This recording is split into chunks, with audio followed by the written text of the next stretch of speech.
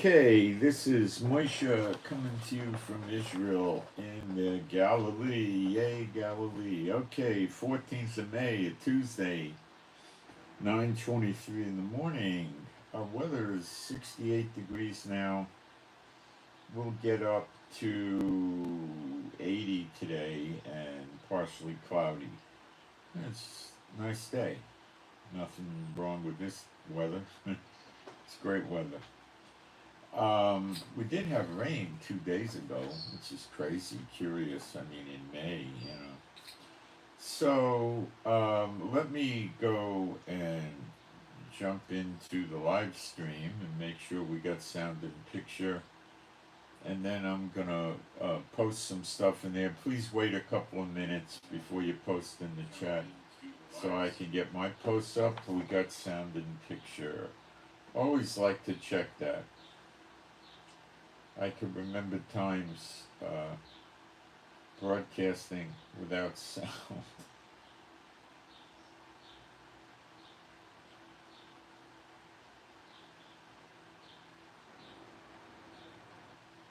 Almost there.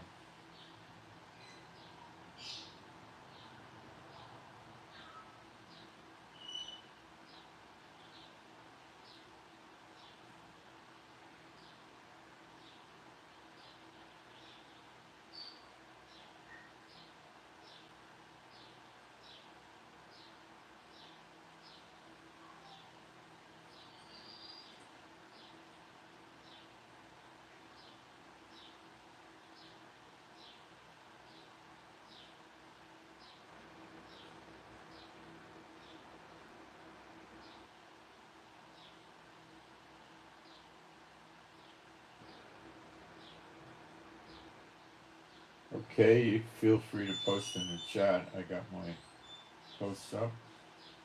We seem to have sound and picture. We're looking good. Okay, being a Bible believing site, I'm going to do some praise and then we'll move ahead. There is no God like Jehovah. There is no God like Jehovah. There is no God like Jehovah. There is no God like Jehovah. There is no God like Jehovah. There is no God like Jehovah. There is no God like Jehovah. There is no Messiah like Yeshua. There is no Messiah like Yeshua. There is no Messiah like Yeshua. There is no Messiah like Yeshua. There is no Messiah like Yeshua. There is no Messiah like Yeshua. There is no Messiah like Yeshua. Okay, I guess a quick recap as to what's going on with our wars is indicated to start. So Biden has gone kind of flip-flop backwards now. No, we're not sending the weapons to Israel. I gotta get this straight. The House of Representatives in America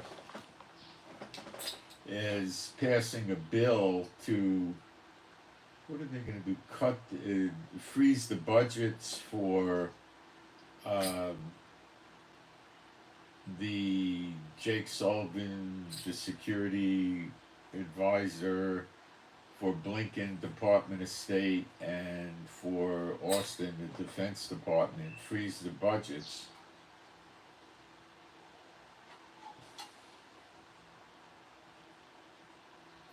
until they give the weapons to Israel. The bombs are holding back.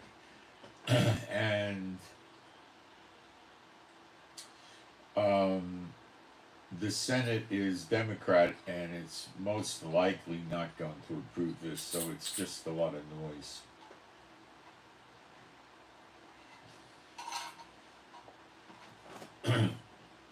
So the weapons are still frozen.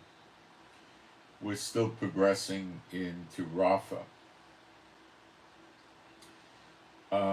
As I've told you for months, Egypt was playing their role with Hamas all these years in Gaza by letting them smuggle massive amounts of tunnel building materials in. And I reckon it would have been several thousand 40-foot trailers full of concrete and iron girders to build the tunnels, plus other equipment. I would think 4,000 tractor trailer loads to build several hundred miles of tunnels would be minimal. So how could Egypt not know this was going on? It's full absurd. Okay? And the tunnels are being uncovered now, and Egypt's blame is going to be put public. But it's obvious to most people that follow this carefully, they can have eyes to see.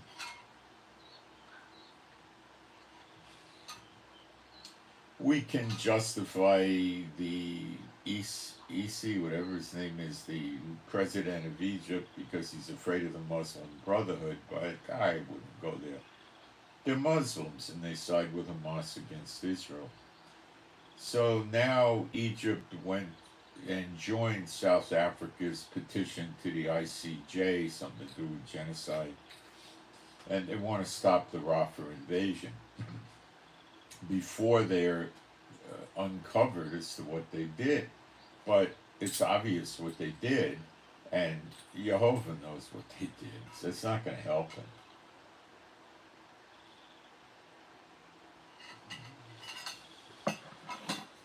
So I thought, and the Lord led me actually, that it would be prudent to discuss Egypt in prophecy, which is not going to be a huge amount of work to do, because we're going to look at it as it's relevant to what's going on today and the future prophecies, not the past prophecies. Okay? And got one prayer request for AP Alpha Papa, AP Alpha Papa, AP. Prayer request is for a quick resolution of a problem with a phone company. For AP, quick resolution of a problem with the phone company, cell phone company. Okay, let me delete that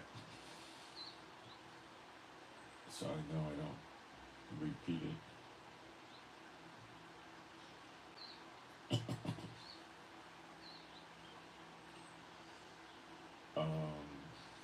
Where am I on this? Let's see.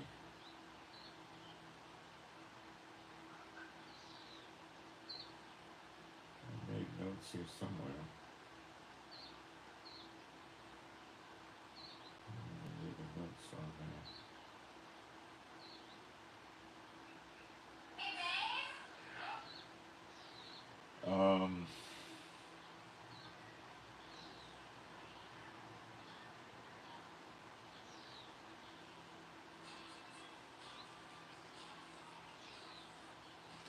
Well, I think I got it in my head. Let's take a look.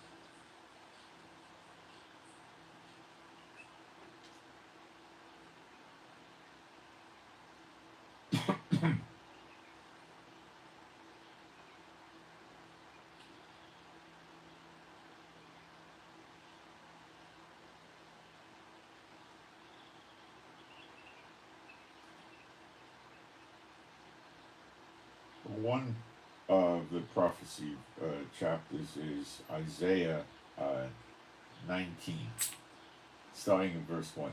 The burden of Egypt, and that's usually a bad thing because it's a burden. Jehovah rideth upon a swift cloud, and shall come into Egypt, and the idols of Egypt shall be moved. Let's check the word for moved. Shaken, quiver. At his presence, and the heart of Egypt shall melt in the midst of it. Well, their idols, their pyramids and their other lion-looking things and stuff like that is still around. I don't think this happened yet. I will set the Egyptians against the Egyptians, and they shall fight everyone against his brother, and everyone against his neighbor's city, against his neighbor, and city against city, and kingdom against kingdom. Okay, so the kingdom is let's check that word in the Hebrew. It could be the states, the divisions, whatever they have. It's like civil war. That could likely be the Muslim Brotherhood's rising up against the Sisi, the president of Israel. And the spirit of Egypt shall fail in the midst thereof, and I will destroy the counsel thereof, and they shall seek to the idols, and to the charmers, and to them that have familiar spirits, and to the wizards. Well, this is normal for every nation. They go to the witchcraft for, answers and leading and stuff like that. It's a joke, but that's what they do. And the Egyptians will I give over into the hand of a cruel lord, and a fierce king shall rule over them, saith Adonai Yehovah of armies. That's probably not a Sisi, it's probably coming. And the waters shall fail from the sea, and the river shall be wasted and dried up. That's the Nile drying up. And they shall turn the rivers far away, and the brooks of defense shall be emptied, and the dried up reeds and flags shall wither. Probably some kind of flower from the water drying up. The paper reeds by the brooks, by the mouth of the brooks, and everything sown by the brooks shall wither, be driven away, and be no more. I know one of the neighbor kids when I grew up played the clarinet, and he had reeds for it that came from Egypt. I remember that. The fishers also shall mourn. Well, the Nile River's dried up, and it's got a lot of tributaries, and they fish, and that's a big industry in Egypt, and I imagine it feeds the people. And all they that cast angle into the brook, I'm guessing that's some kind of hook, the brooks would be the tributaries off the Nile, shall lament, and they that spread nets upon the waters shall languish. Well, they catch them with nets as well. Maybe the poor people go there with a fishing rod and hooks and try to grab themselves a meal for the day. I'm not sure. Moreover, they that work in fine flax, that's linen, they're big on that in Egypt, and they that weave networks shall be confounded. They also make very good cotton. Cotton is very good in Egypt. The rich people buy bed sheets out of Egyptian cotton, shirts and things like that, clothing, towels, bathrobes. And they shall be broken in the purposes thereof, all that make sluices and ponds for fish. And they're not going to be able to work off that Nile River anymore.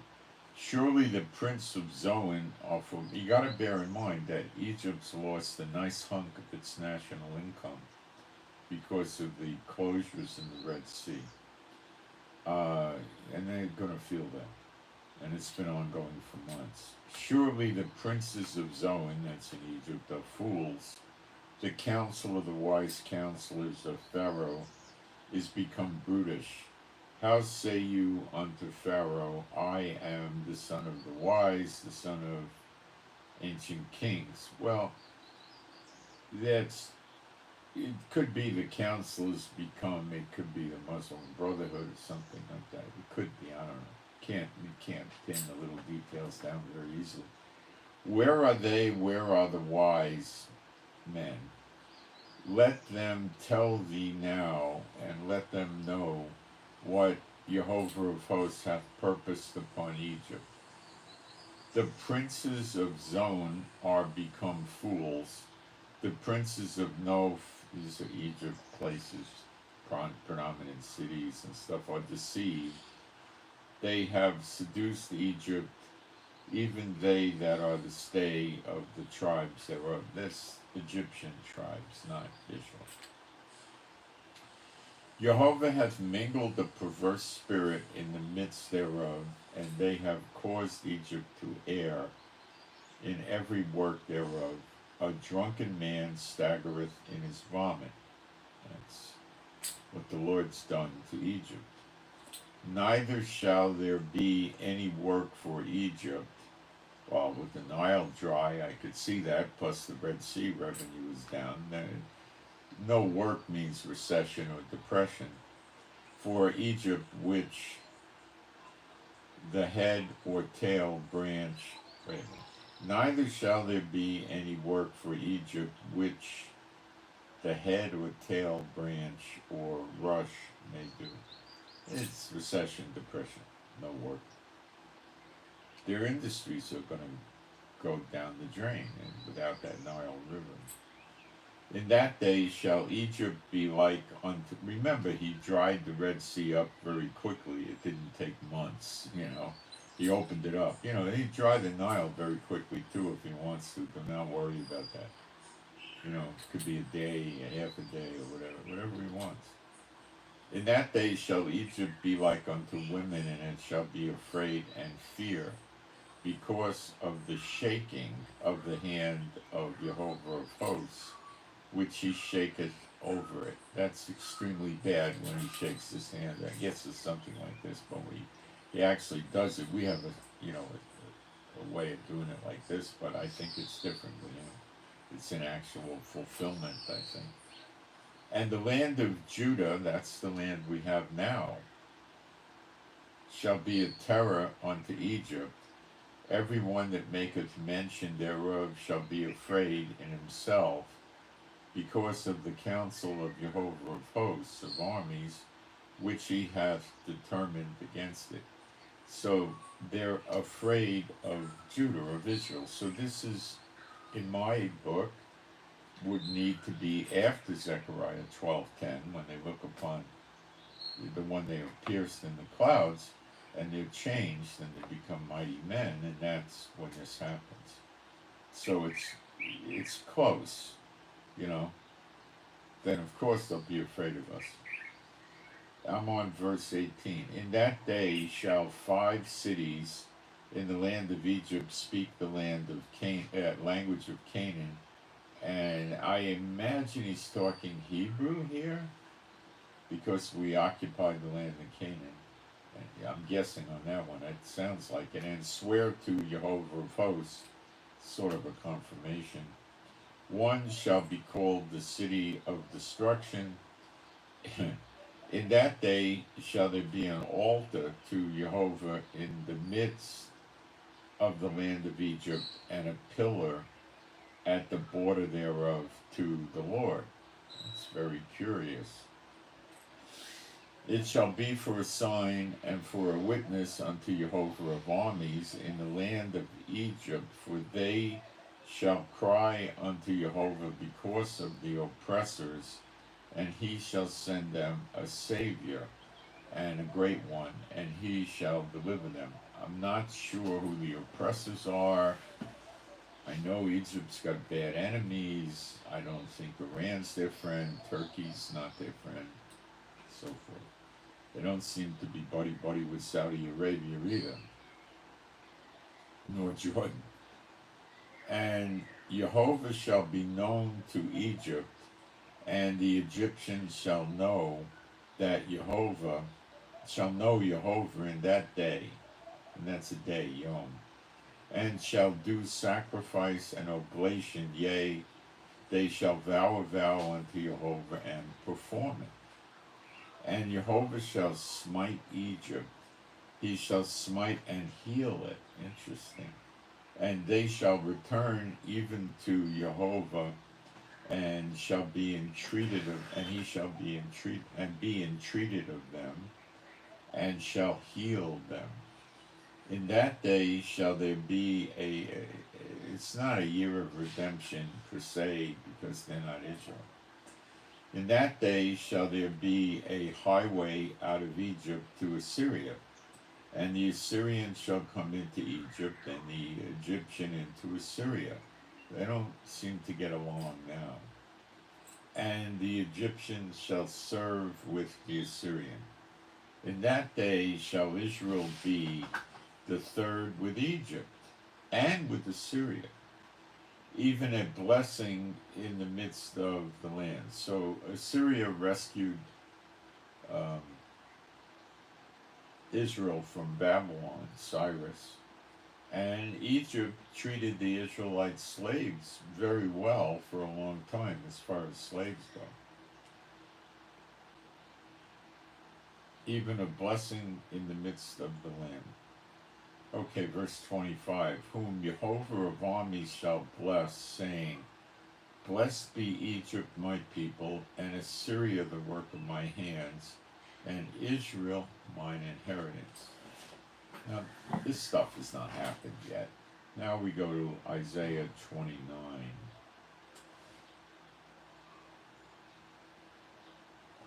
I'm going to take a fast break for a minute. We'll pick this up.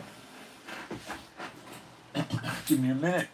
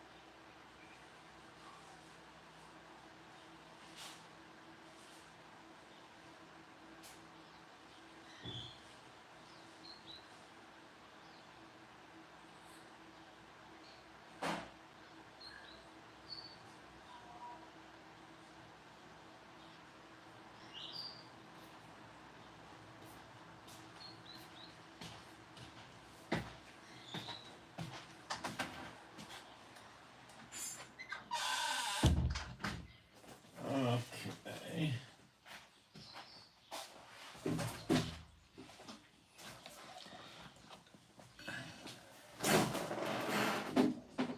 What happens with Egypt is spectacular, but it's not that difficult to understand. Isaiah 29:1. Woe to Ariel, Ariel, the city where David dwelt. It's a common name in Israel for men, Ariel.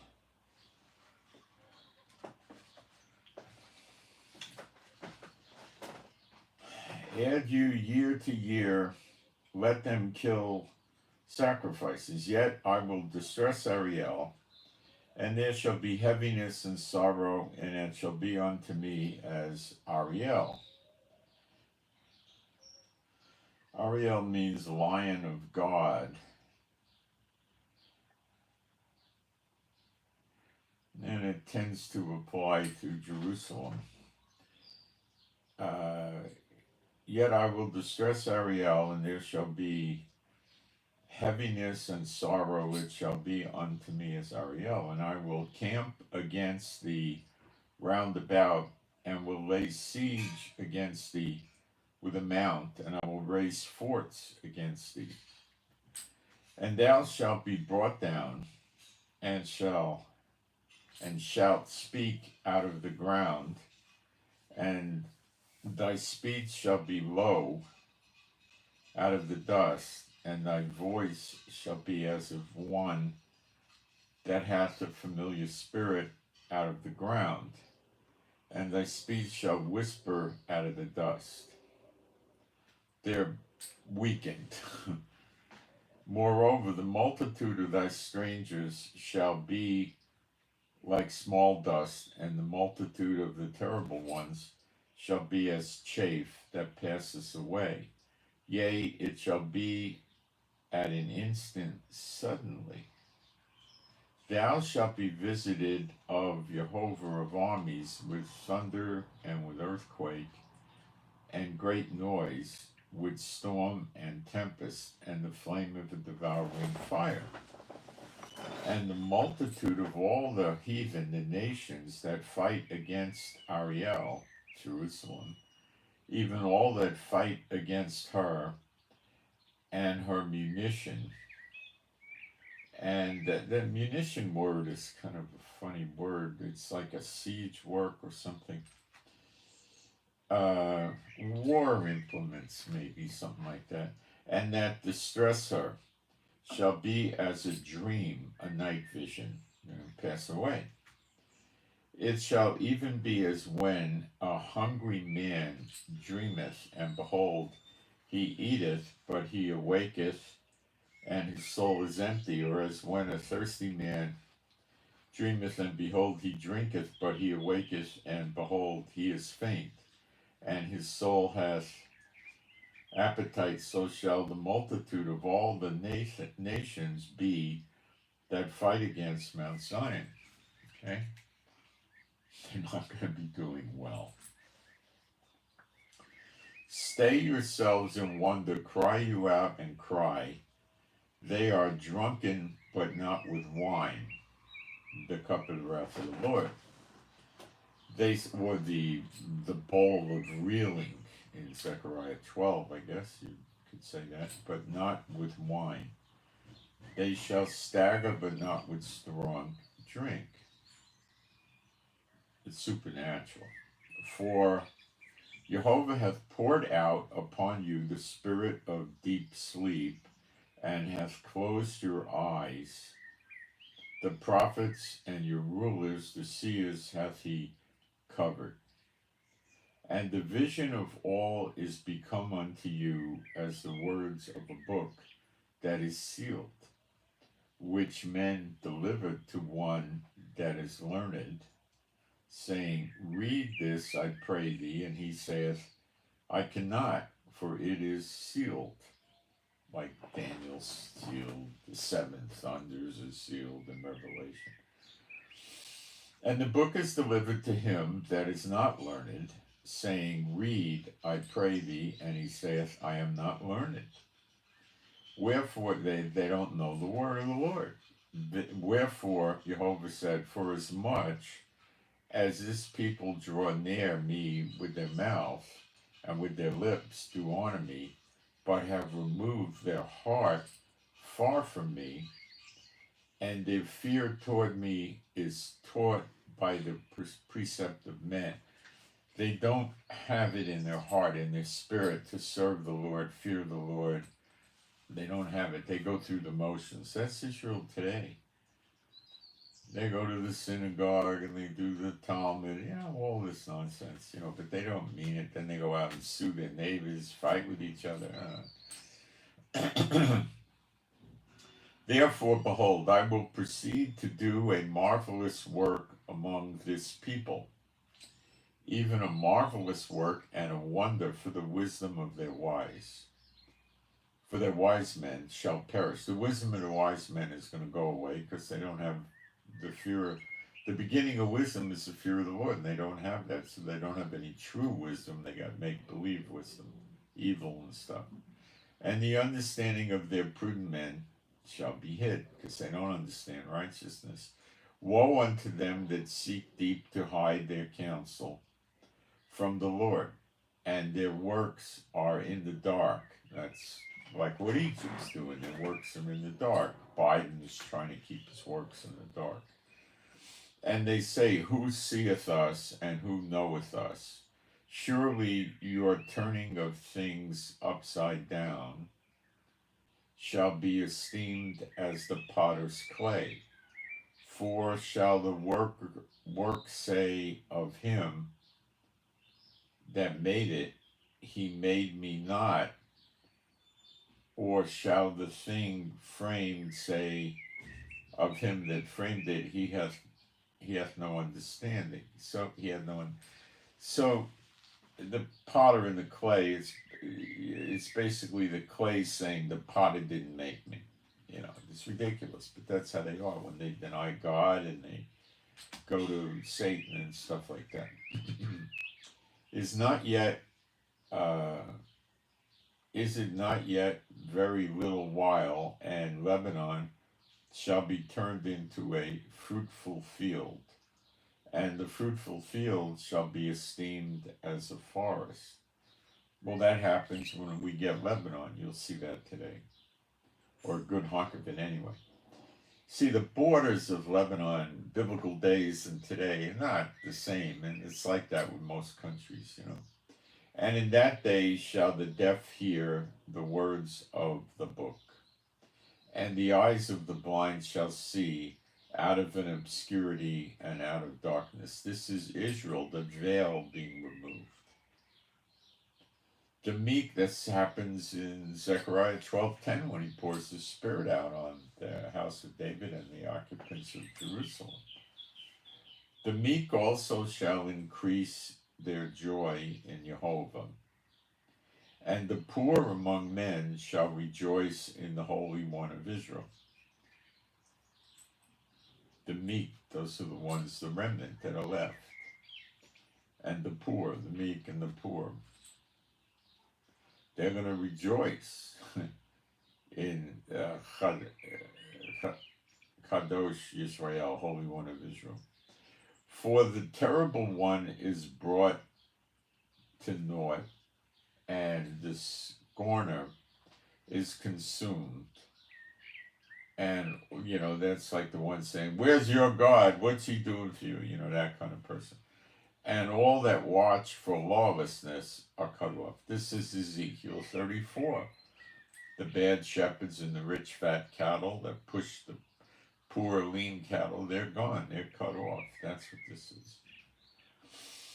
That make a man an offender for a word, and lay a snare for him that reproveth in the gate, and turn aside the just for a thing of naught.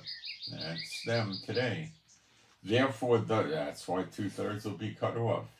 Therefore, thus saith Jehovah, on who redeemed Abraham concerning the house of Yaakov, Yaakov shall not now be ashamed, neither shall his face now wax pale. After his face waxed pale in Jeremiah 30, the Spirit is poured out of them, and they look upon the one whom they are pierced, and they receive eternal life, which is not immortality. And that's the explanation for that scripture. But when he seeth his children, the work of my hands, in the midst of him, they shall sanctify my name, and sanctify the Holy One of Yaakov, and shall fear the God of Israel. They also that erred in spirit shall come to understanding, and they that murmured shall learn doctrine. Well, this was not the Egypt scripture, but let me get back up here. I think there were some points I missed here that I need to bring out.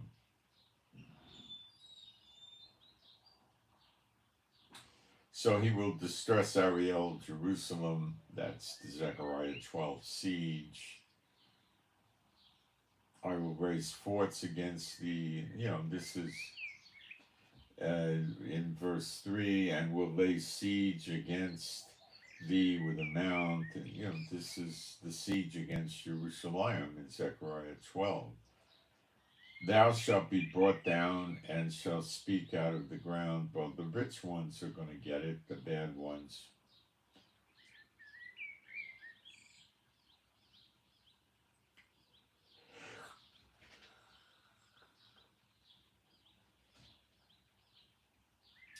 The multitude of the strangers shall be like small dust, in the multitude of the terrible ones shall be as chaff that passes away, yea, shall be at an instant suddenly. These are the Muslims that live in Israel that war against us.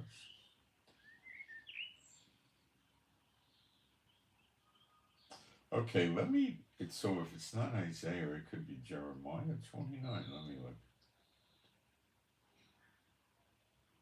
For some reason, it got erased from my notes. I don't know what happened.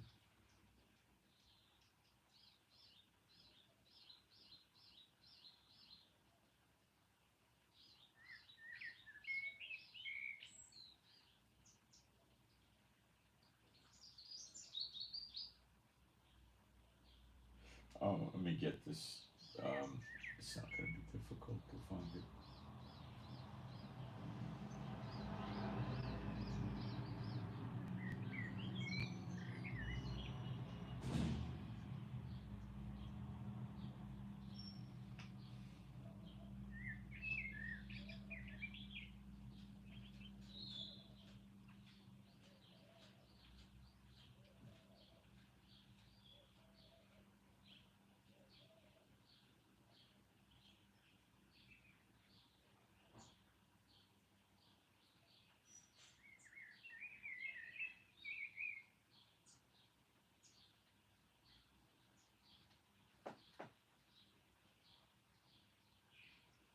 Where did that go?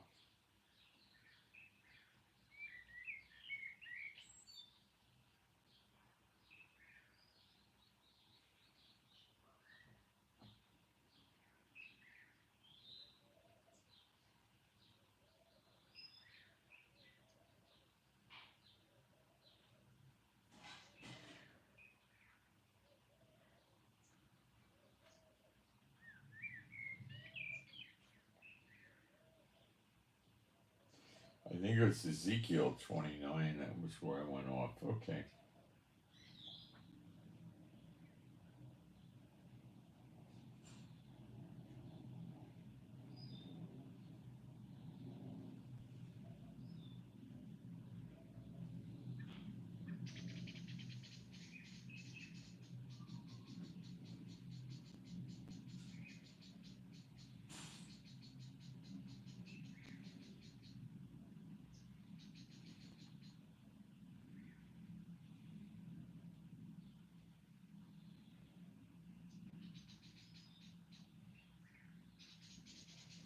I think this is it.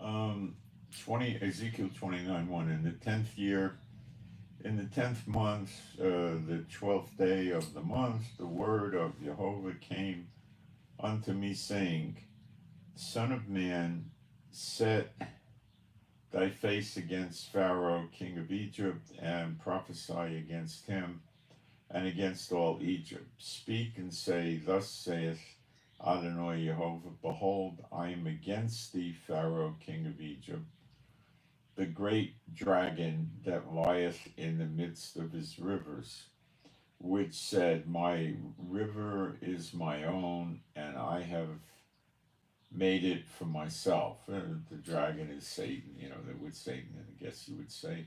But I will put hooks in thy jaws, famine, and that would be when the Nile dries up, that would be famine, I'm sure.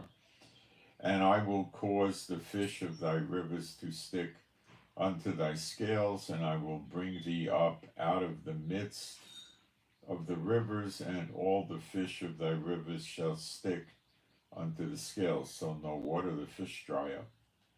And I will leave thee thrown into the wilderness, thee and all the fish of thy rivers. Thou shalt fall upon the open fields. Thou shalt not be brought together nor gathered. I have given thee for meat to the beasts of the field and to the fowls of the heaven. That's a curse under the law, to get eaten by the beasts and the birds when your body is dead. And all the inhabitants of Egypt shall know that I am Jehovah, because they have been a staff of reed to the house of Israel. When they took hold of thee by the hand, thou didst break and rend all their shoulder. And when they leaned upon thee, thou breakest and madest their loins to be at a stand. Therefore, thus saith Adonai Jehovah, behold, Lord God, Adonai Jehovah, Lord God in English, behold, I will bring a sword upon thee, and cut off man and beast out of thee. And the land of Egypt shall be desolate and waste, and they shall know that I am Jehovah, because he has said, the river is mine, and I have made it. Now, Nebuchadnezzar of Babylon actually did bust up Egypt, but when you read these prophecies carefully, it doesn't add up to that. Like, for instance, the Nile drying up. Behold, therefore, I am against thee and against thy rivers, and I will make the land of Egypt utterly waste and desolate, from the tower of Sian unto the border of Ethiopia.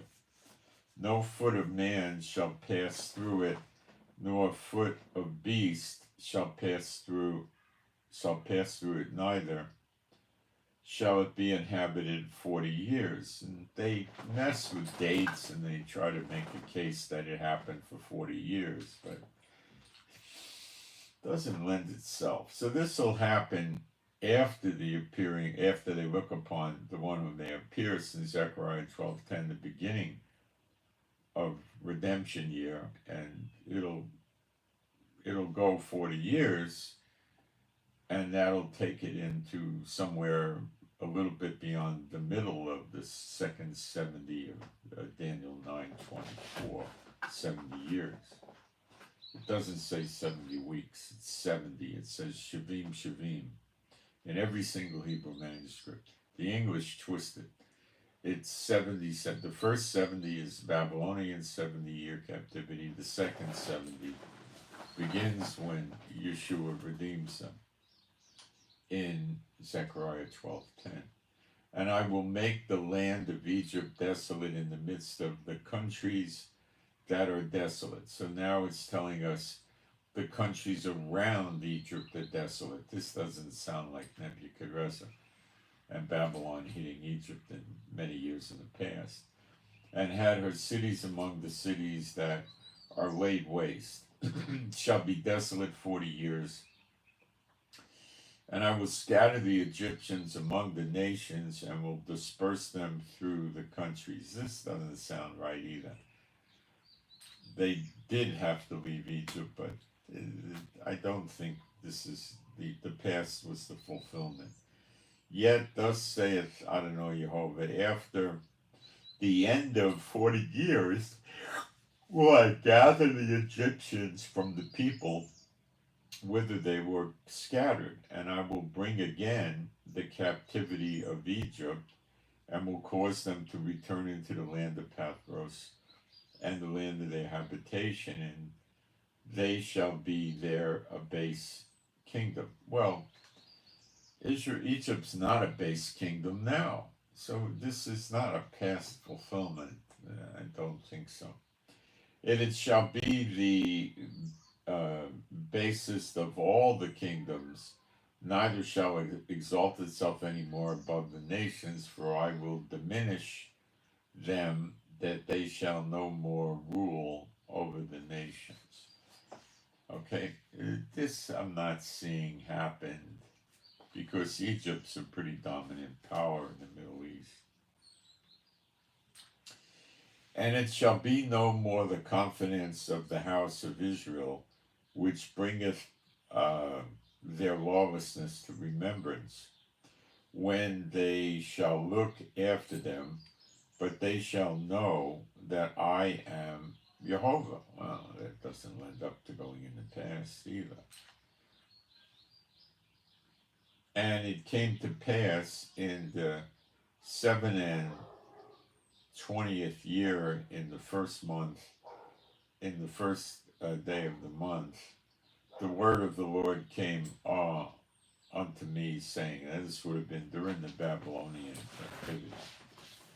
Son of man, Nebuchadnezzar, king of Babel, caused his army to serve a great service against Tyrus.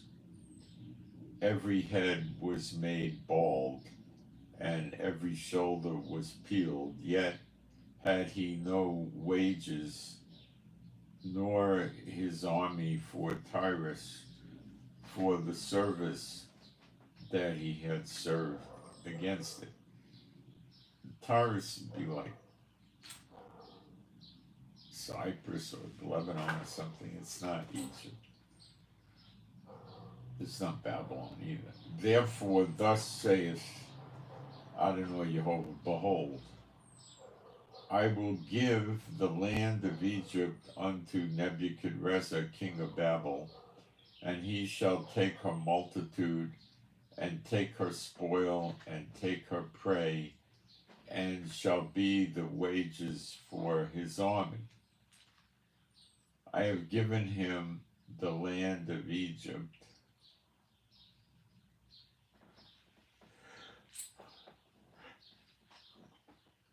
for his labor wherewith he served against it, because they wrought for me, saith Adonai Jehovah. So he did reward Nebuchadrezzar back then with Egypt. In that day will I cause the horn of the house of Israel to, in that day. So he's giving us the same time. In that day I will cause the horn of the house of Israel to bud forth. So the horn is growing through the deer's flesh. It's coming out. To bud forth, and I will give thee the opening of the mouth in the midst of them, and they shall know that I am Jehovah. So Egypt's got a lousy immediate future and a bright future after that. It'd be the three: Egypt, Assyria, and the three, and Israel, the inheritance, the firstborn. So Israel gets a double portion. So that's probably because Egypt was nice to the Hebrew slaves, and Assyria freed the Hebrews from the Israelites from Babylon. Cyrus. Okay. All right. So that gives you an idea with Egypt, and then you can put it together with the trouble that they're causing today for Israel and have been for a long time. Not many people coming in here today. This is English only. Sorry, it's just English only.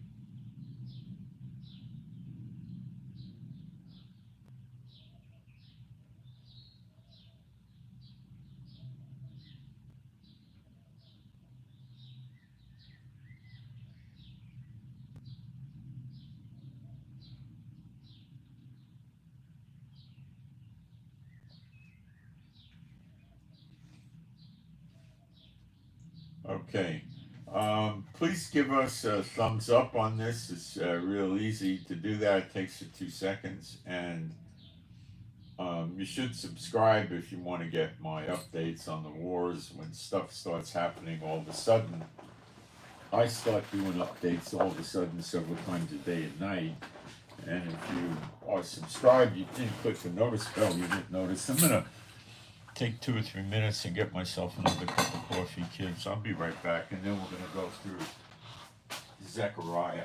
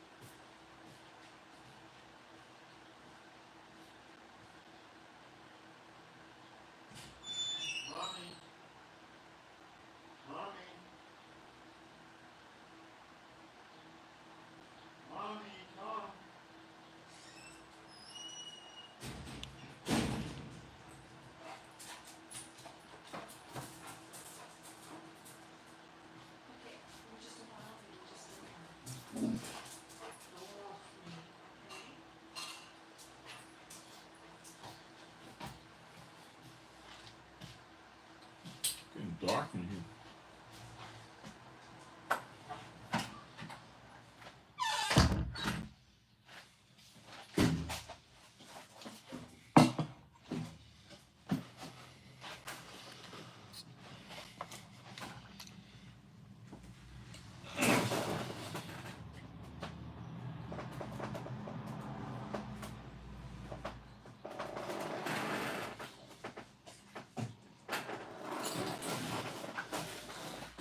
Okay.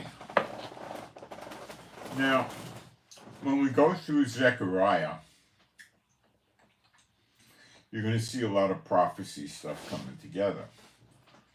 And one of the points I want you to look for is how things in the book of Zechariah are not in direct linear sequence, timeline-wise, okay? It jumps around. It's the same in the book of Revelation and other books.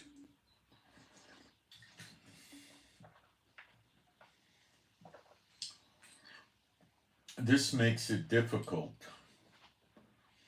for those without eyes and those without ears to understand it.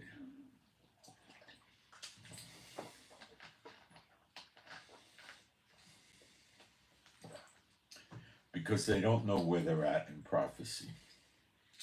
And this you see with the churches. They don't know where they're at. And they never will.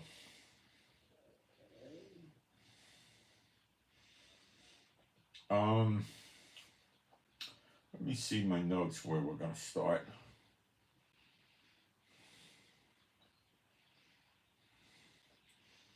We'll go to Zechariah 3.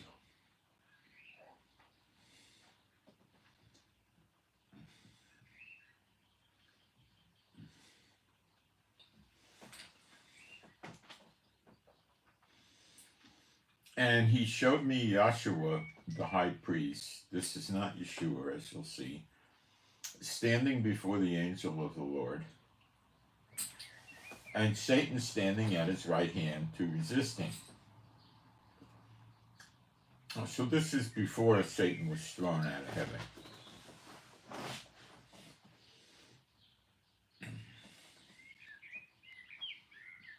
I would expect. And Jehovah said unto Satan, the Lord rebuke thee, O Satan, even the Lord that hath chosen Jerusalem rebuke thee.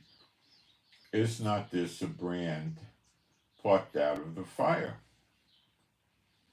Now Joshua was clothed with, the brand plucked out of fire was referencing Joshua. He was clothed with filthy garments and stood before the angel. And he answered and spake unto those that stood before him, saying, take away the filthy garment from him. And unto him he said, behold, I have caused thine iniquity to pass from thee, and I will clothe thee with a change of raiment, a change of clothing, because his iniquity is gone, his lawlessness. That's sin, basically. Without the law, there's no sin. They're tied together. And I said, let them set a fair mitre upon his head. Some kind of crown-looking thing is a mitre, I guess. So they set a fair mitre upon his head, and clothed him with garments, and the angel of the Lord stood by.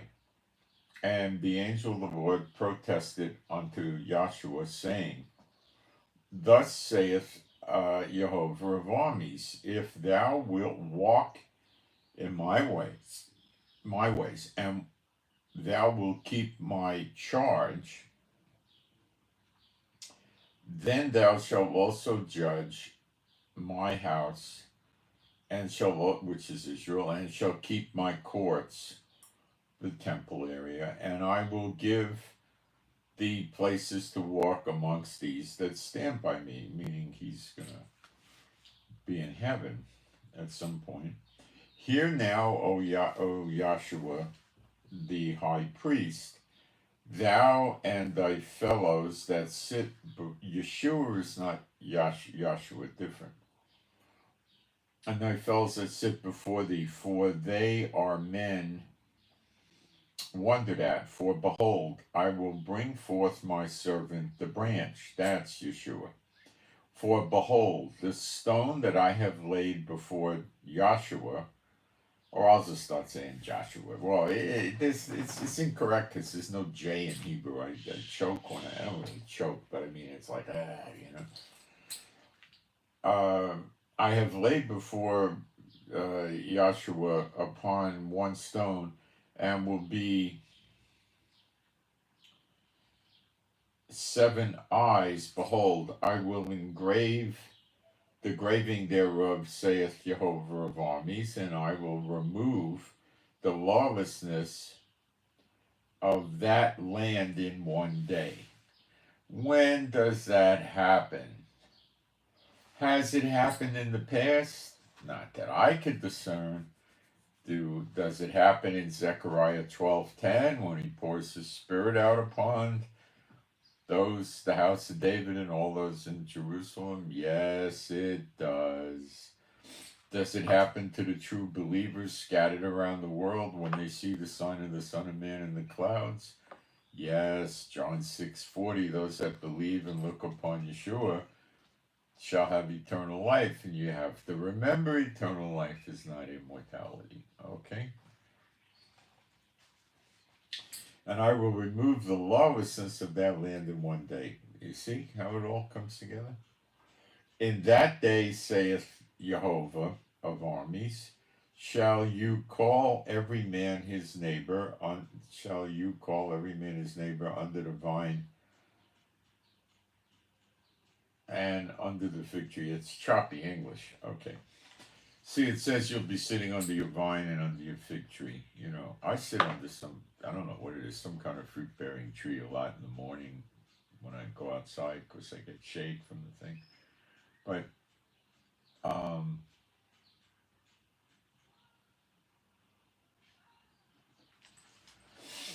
okay.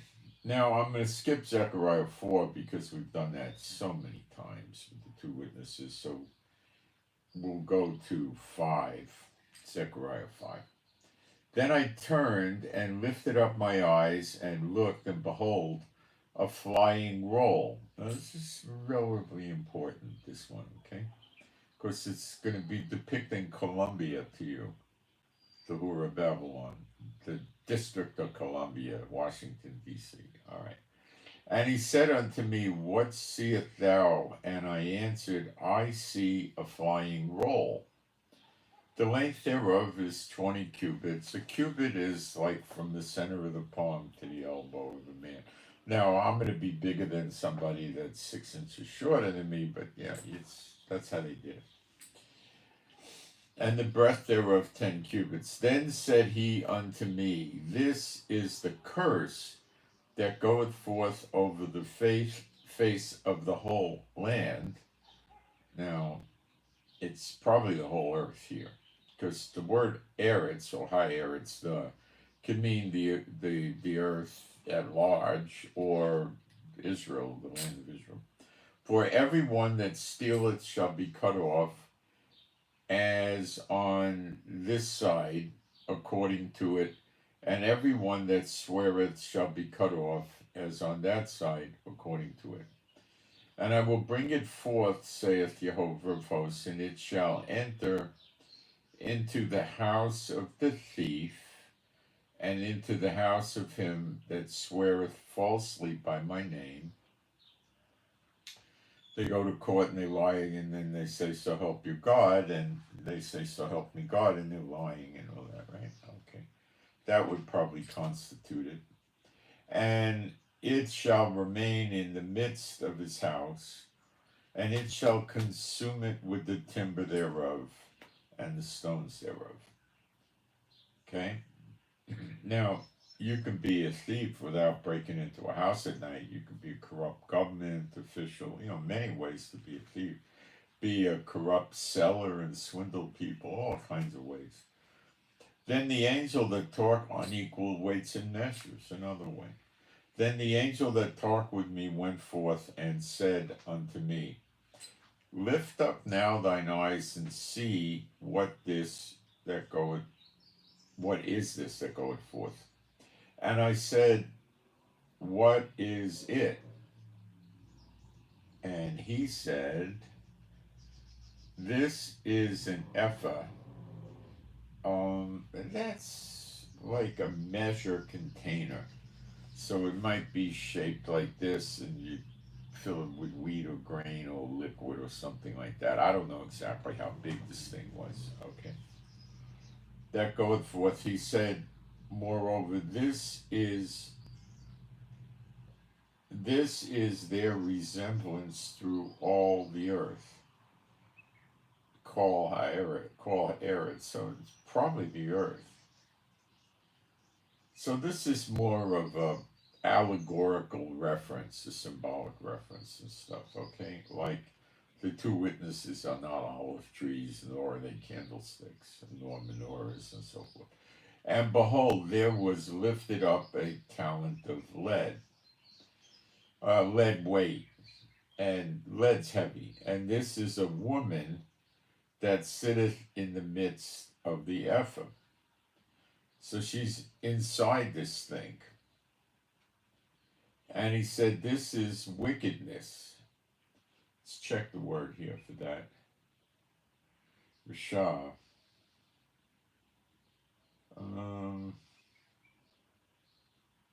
Wickedness works.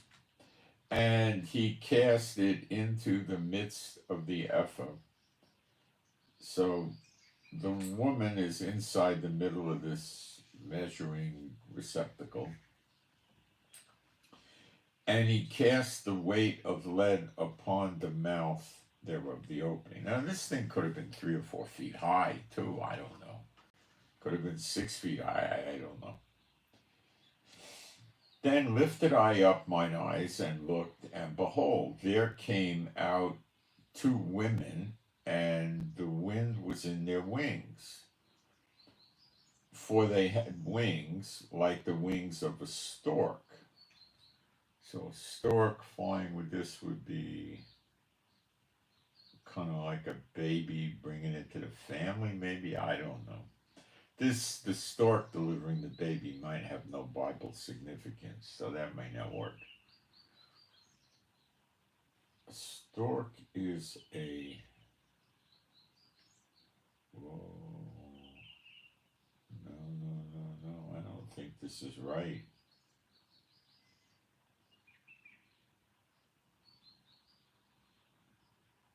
No, it is. It's a stork with a bird, I guess. You know. And they lifted up the ephah between the earth and the heaven. Again, I think this is the earth, not Israel. Then said I to the angel that talked with me, whither do these hear the ephah? These bear, where do they bring the ephah? Carry. And he said unto me, to build it a house. And the word for house is correct. It's by its house. Let me see if it could mean anything.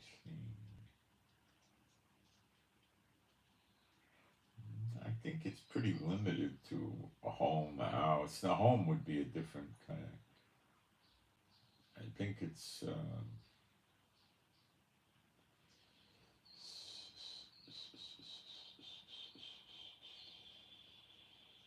I think house is... it could also mean it could be a temple, too. A temple as a house. So he said it to me, to build it a house in the land of Shinar. And it could be a house or a house as in a temple. Shinar is Babylon. This Washington, D.C. is what we got here. And it shall be established and set there upon her own base.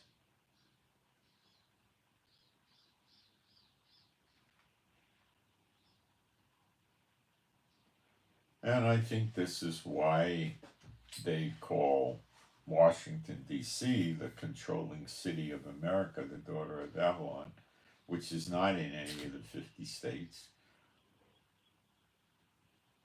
District of Columbia, which is that female image from Columbia Motion Pictures, which some of you may not be aware of this, so it takes a second and I'll bring it up for you.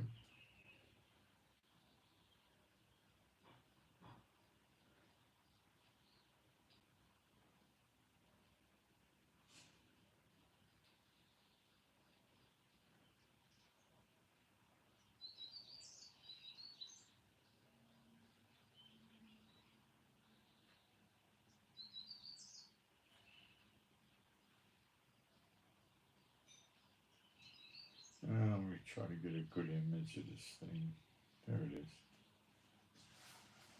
is. Here's this sicko thing on a pedestal up high, holding the light. Come to me, I have the light, right? It appears to be a female with no breasts, but we don't know what it is, and holding some sort of robe, dressed in white as if it's holy, up high in the clouds, you know. That's Columbia Motion Pictures, okay? Now, let's see where else we see this garbage.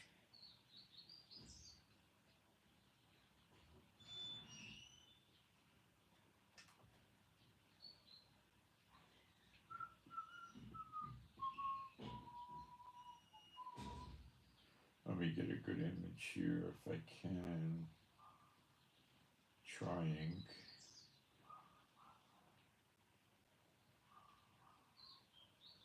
I want a nice image.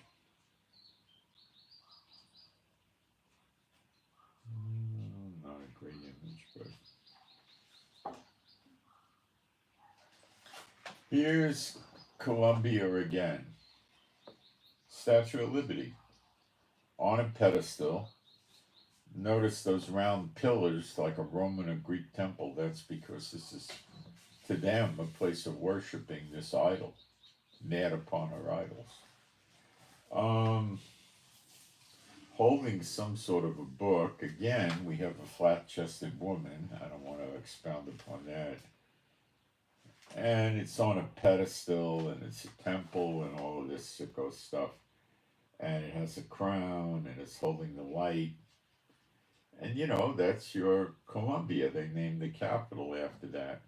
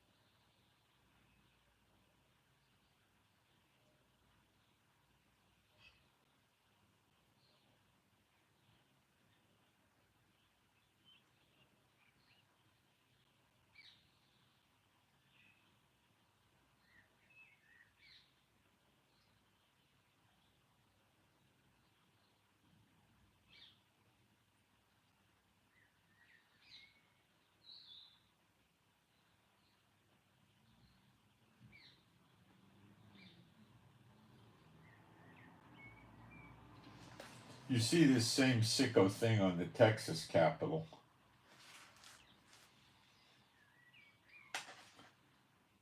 It's got some sort of a crown and it's holding a pentagram. Go figure that one out. That's not hard. Appears to be a flat-chested woman.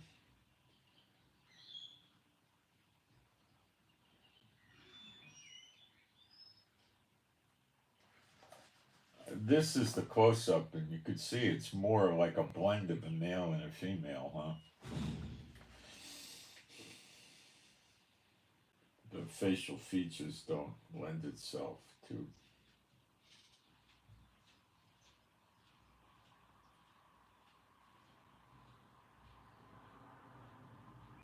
It's also on the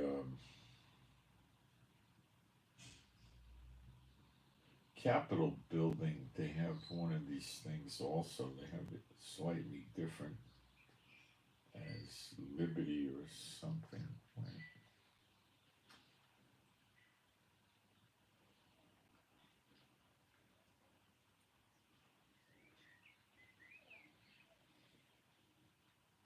Let me try to find a picture of this. I got it. Here it is again. We have a flat-chested woman, this time with a sword. Some sort of a idol in terms of a piece of vegetation on the head. It's also on a pedestal and draped in clothing and, wearing a helmet. Oh, the heck knows. But they call it the Columbia, and that's why they named the capital of America after Columbia. Mad upon our idols. Okay, so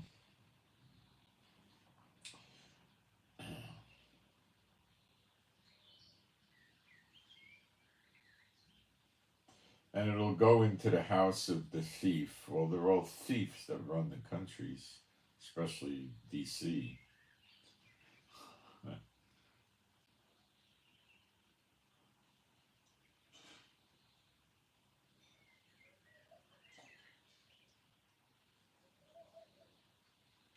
The one that steals. It's a curse, this thing.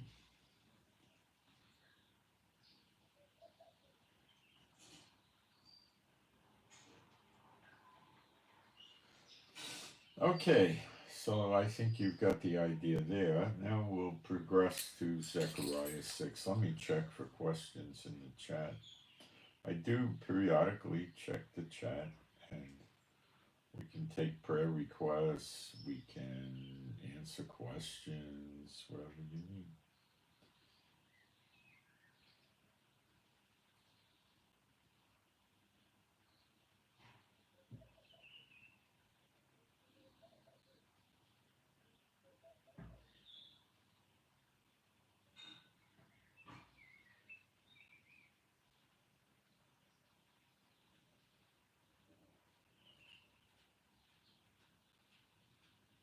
Northern Ireland, okay.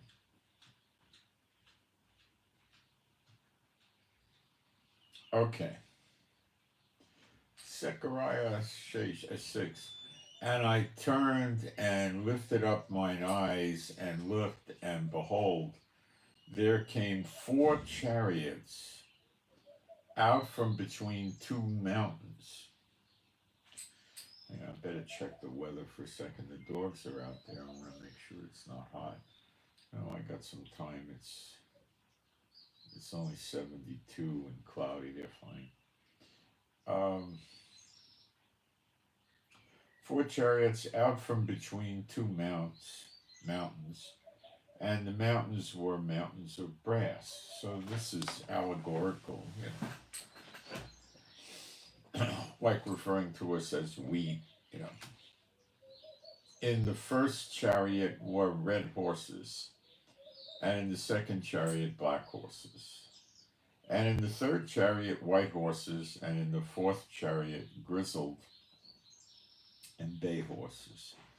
Then I answered and said unto the angel that talked with me, What are these, my Lord? And the angel answered and said unto me, These are the 4 spirits of the heavens.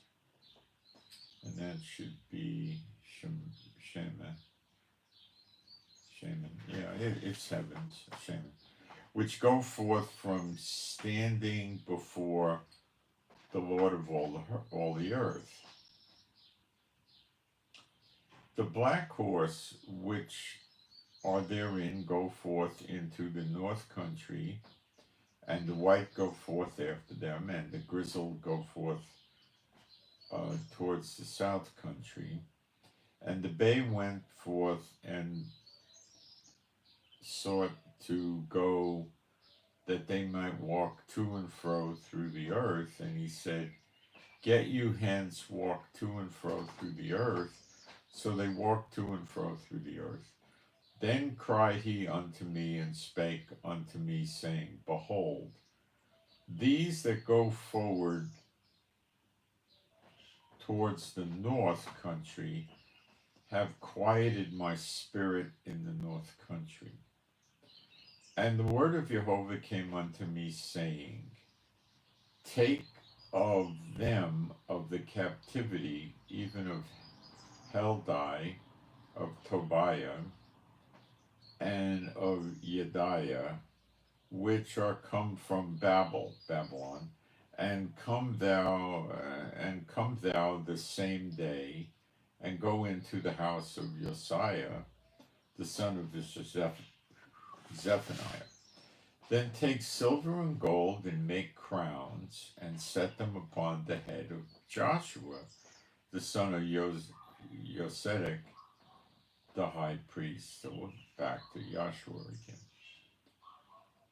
And speak unto him, saying, Thus speaketh Jehovah of armies, saying, Behold, the man whose name is the branch, that's Yeshua, and he shall grow up out of his place, and he shall build the temple of the Lord. Well, the word for temple here is Hekal. It's not Mishkan or Mikdash.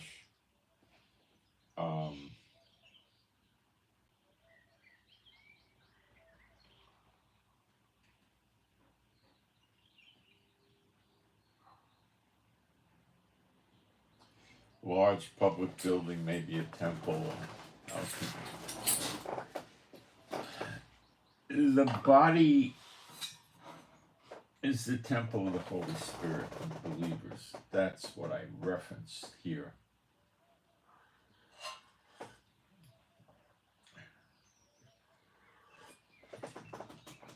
I don't see with this word it being a reference to the temple, with the altar and the steps, and I don't see that.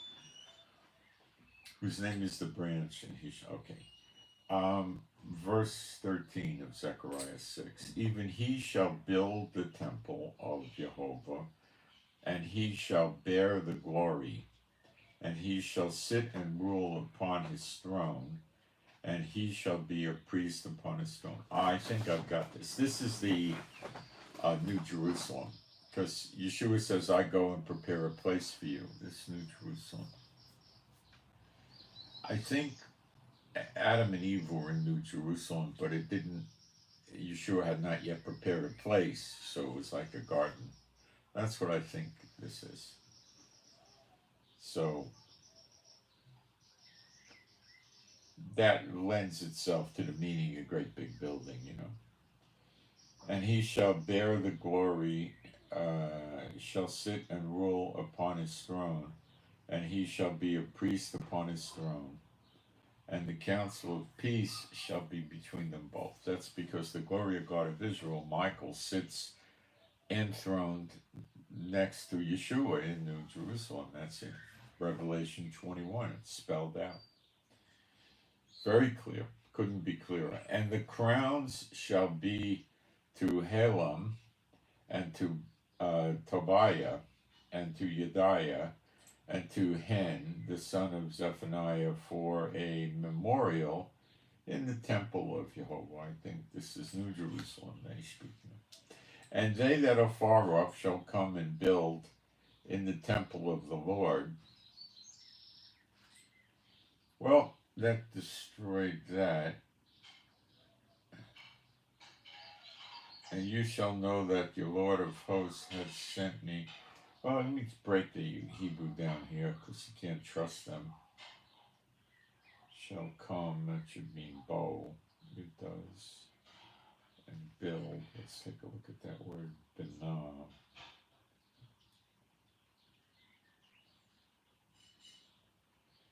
No, I don't think it's New Jerusalem. I think it's the temple. But the temple, the next temple comes down from heaven, but Yeshua is not enthroned in there. There's no temple. It says in Revelation 21, there's no temple in New Jerusalem.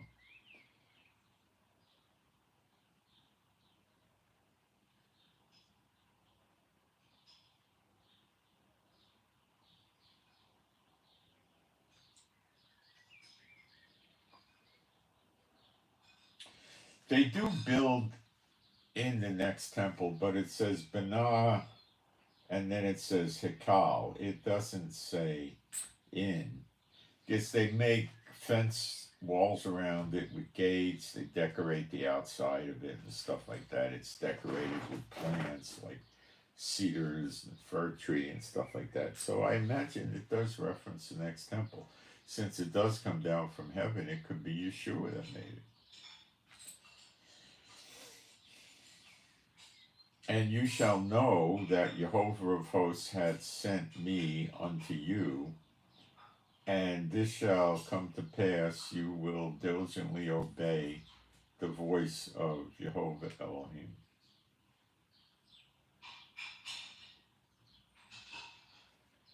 Zechariah 7. And it came to pass in the 4th year of King Darius. So they were back from Babylon probably almost 20 years, or maybe 20 years. The word of the Lord came unto Zechariah in the 4th day of the 9th month, even in Chislev. That's the Hebrew Babylonian name they had for the month. When they had sent unto the house of the God, Sherza, that's a Jewish name, Sherza, and Memelech, and their men to pray before Jehovah, and to speak unto the priests, the Kohanim, which were in the house of Jehovah of armies, and to the prophets, saying, should I weep in the 5th month, separate myself as I have done these so many years? Then came the word of Jehovah of hosts unto me. The 5th month would be the 9th of Av, where they fast, because both two temples were destroyed on that exact date. That's what this is talking about. It's in the 5th month. Speak unto all the people of the land, Haaretz, and to the priests, saying, when you fasted and mourned in the 5th and the 7th month, that would be Yom Kippur, I believe. It would be the fast day in the 7th month, although the Bible doesn't tell us that it's a fast day. They practice it that way. The Bible doesn't tell us to make a fast day in the 5th month, 9th of Av. Okay. Even those 70 years, did you at all fast unto me and to me? Well, the destruction of the Solomon's temple would have already taken place, and that's why they were fasting. They didn't know it would happen again a second time at this point in time. And when you did eat, and when you did drink, did not you eat for yourselves and drink for yourselves? Should you not hear the words which Jehovah hath cried by the former prophets, when Jerusalem was inhabited and in prosperity, and the cities thereof round about her, when men inhabited the south and the plain? And the word of Jehovah came unto Zechariah, saying, thus speaketh Jehovah of armies, saying, execute true judgment and show mercy. See, we have to do the judgments of the law on the offenders as well. That's very important. Obey the commandments of the Lord, and mitzvot rather, in plural. And also you have to carry out the judgments. And show mercy and compassion, every man to his brother.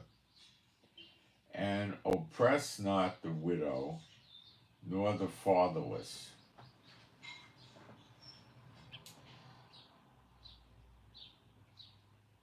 the stranger, nor the poor. And let none of you imagine evil against his brother in your heart. That's not the case today. But they refused to hearken, and pulled away the shoulder, and stopped their ears. Pay attention. They stopped their ears, that they should not hear. They didn't want to hear the word of the Lord. They stopped their ears. Yea, they made their hearts as an adamant stone. See, that's why he puts the law in our hearts and our inward parts when we have a heart of flesh, but we get this eternal life. Okay? And that's why they shall all know me from the least to the greatest. That's all found in Jeremiah 31. As an adamant stone, and they should hear the law and the words which Jehovah of armies had sent in his spirit by his the earlier prophets. Therefore came a great wrath from Jehovah of armies. Therefore it is come to pass that as he cried and they would not hear, so they cried and I would not hear, saith Jehovah of hosts. So he cried to them and they wouldn't listen. So for 2,000 years they cry to him and he's not listening. That's Hosea 6, 1 and 2. The double punishment, 2,000 years. But I scattered them with a whirlwind among all the nations. And he's going to scatter the nations that, with a whirlwind amongst the different nations too. This is going to happen. Many will come to Israel as slaves and servants, whom they knew not. The word is a little misleading. It can mean a slave or a servant. Thus the land was desolate after them, that no man passed through, nor returned, for they laid the pleasant land desolate. Now, that's past. Now we go into Zechariah 8.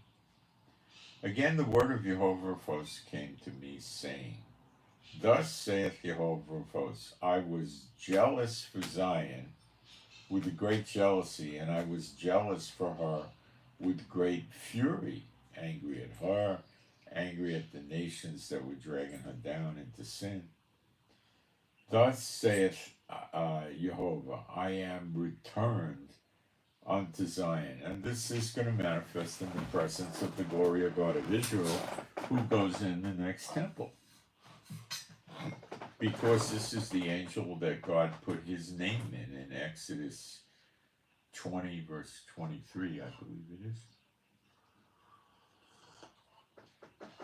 is. His name's Jehovah, so he could be called Jehovah. So you have to discern carefully in the scriptures who it's referencing. And will dwell in the midst of Jerusalem, and Jerusalem shall be called the city of truth. And that is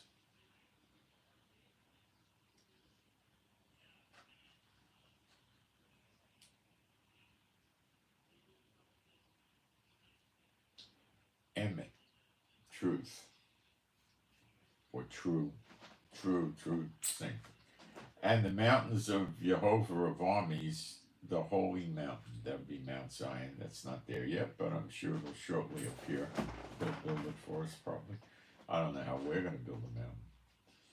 Thus saith Jehovah of armies, there shall yet old men and women dwell in the streets of Jerusalem, and every man with his staff in his hand for very age. Well, this is before redemption, 1948 forward and stuff like that, right? Okay.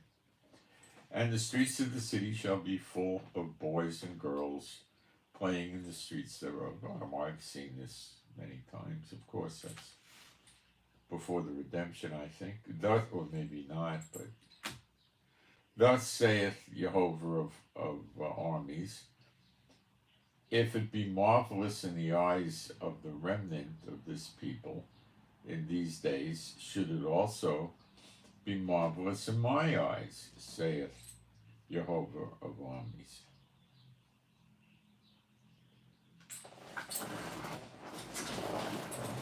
Thus saith Jehovah of armies, behold, I will save my people from the east country and from the west country, And I will bring them, and they shall dwell in the midst of Jerusalem, and they shall be my people, and I will be their God in truth and righteousness. Thus saith Jehovah of armies, let your hands be strong, you that hear in these days.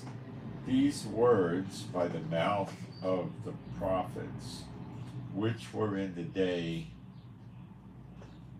that the foundation of the house of Jehovah of armies was laid, that the temple might be built.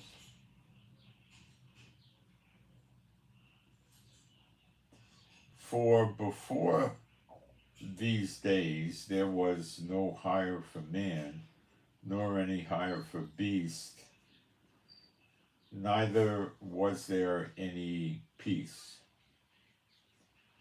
to him that went out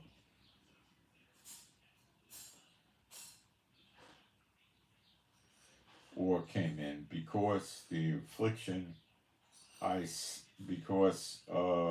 the affliction, for I set all men, everyone against his neighbor. Well, it's the way it is today. They cheating each other, gypping each other, suing each other, taking advantage. Oh, they're horrible.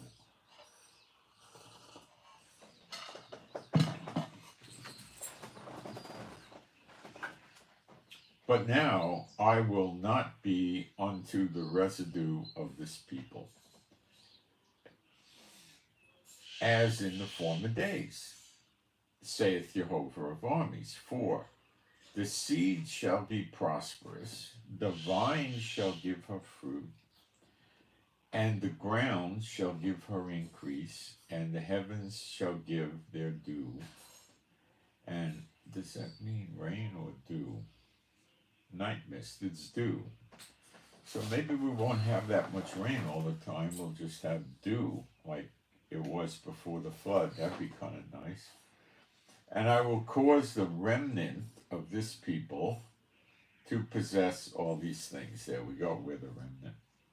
And it shall come to pass that as you are occurred, well, it does not yet appear that we're the remnant physically, but it will soon.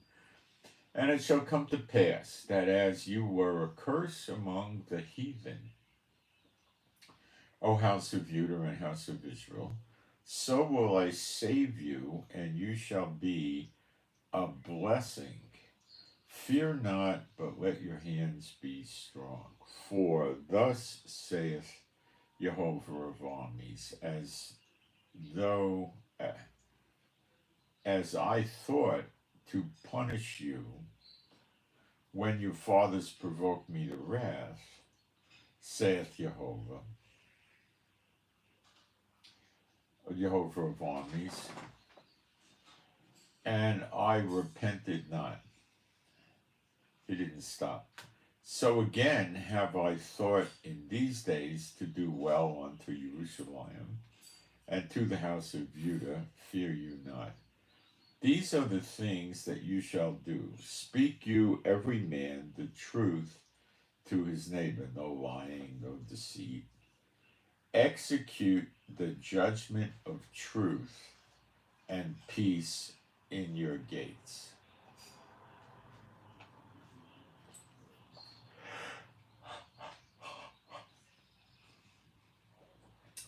And let none of you imagine evil in your hearts against his neighbor, and love no false path, or no false oath, lying in court and stuff like that. For all these are things that I hate, saith Jehovah.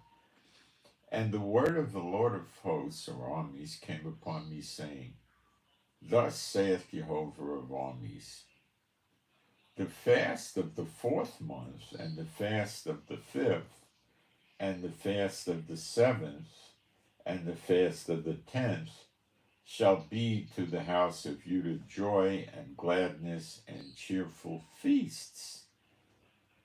Therefore love the truth and peace. See, the Lord changes. Thus saith Jehovah of armies,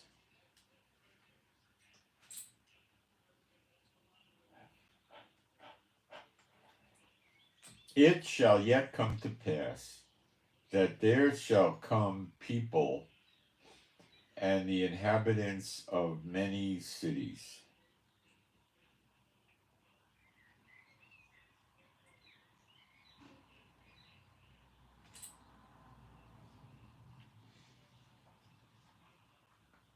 So I guess the cities are here.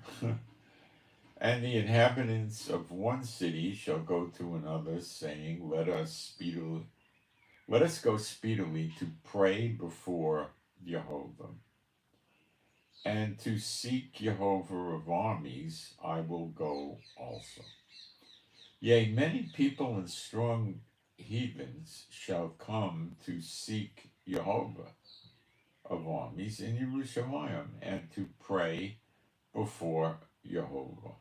Thus saith, now that's he says, my father's house shall be a house of prayer. You know, that's what he wants, and he gets what he wants.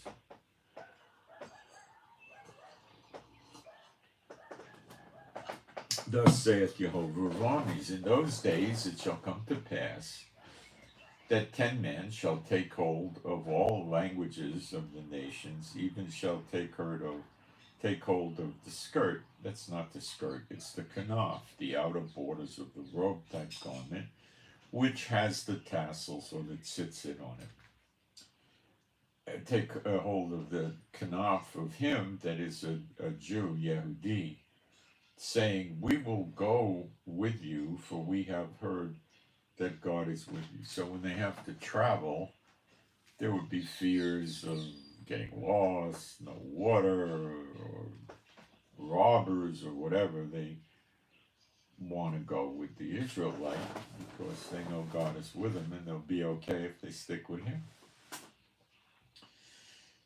Zechariah 9.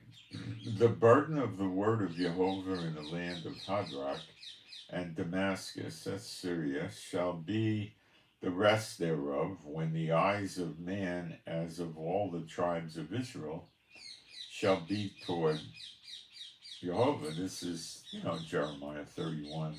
They all shall know him, from the least to the greatest. And Hamad also shall border there by Tyrus and Zidon, though it be very wise. And Tyrus did build herself a stronghold, and heaped up silver as the dust, and fine gold as the mire of the streets. Behold, Jehovah will cast her out, and will smite her power in the sea, and she shall be devoured with fire. Ashkelon shall see it, and fear.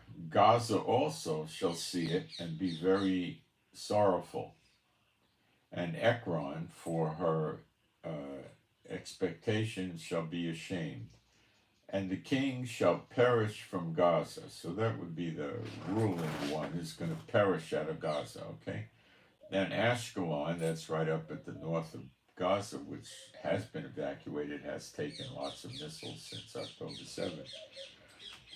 And Ashkelon shall not be inhabited. Well, it's pretty much not inhabited, I think, now. But there's still some people there. And a bastard shall dwell in Ashdod, that's right near Ashkelon, and will cut off the pride of the Philistines. And I will take away his blood out of his mouth. And this is the Philistines, the ones in Gaza is what this is talking about. The blood out of his mouth, and his abomination from between his teeth. But he that remaineth, even he, shall be for our Elohim, and he shall be as a governor of Judah, and Ekron as a Jebusite, and I will, so they become believers, the ones that survive. Pretty interesting, that's going to be happening to Gaza. You'll see it pretty soon. And I will encamp about my house because of the army, because of him that passeth by, and because of him that returneth, and no oppressor shall pass through them any more. For now have I seen with my eyes. Rejoice greatly, O daughter of Zion. See, the daughter of Zion is the holy mountain, let's say Mount Zion. Or daughter of Jerusalem, you might imply. And America is the daughter of the whore of Babylon, Columbia. Behold, thy king cometh unto thee. He is just and having salvation, lowly, and riding upon an ass, and upon a colt, the foal of an ass. That's Yeshua when he first appeared. And I will cut off the chariot from Ephraim, and the horse from Jerusalem, and the battle bow shall be cut off, and he shall speak peace unto the heathen, the Goyim.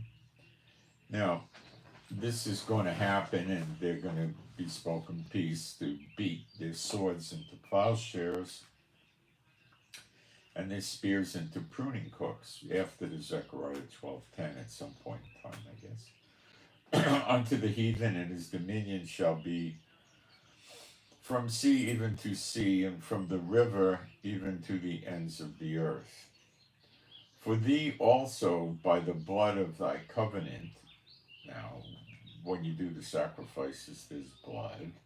When you get circumcised, there's blood. Okay? By the blood of thy covenant, that would probably mean the circumcision. I have sent forth thy prisoners out of the pit, wherein is no water. That's the pit. And they come out. That's the dry bones. The rich man parable with the beggar that sat at his gate looking for the crumbs that came off his table, and the dogs licked his sores. They both die. The rich guy goes to the bad side. The beggar, I can't remember his name, Zacchaeus or something. I don't remember his name. I'm not sure. He goes to Abraham's bosom, which is paradise, full paradise. Okay, there's better places, but that's darn good.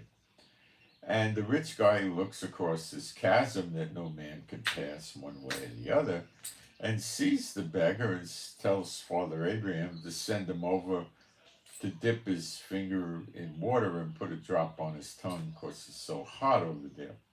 And Abraham explains it's not crossable. Okay?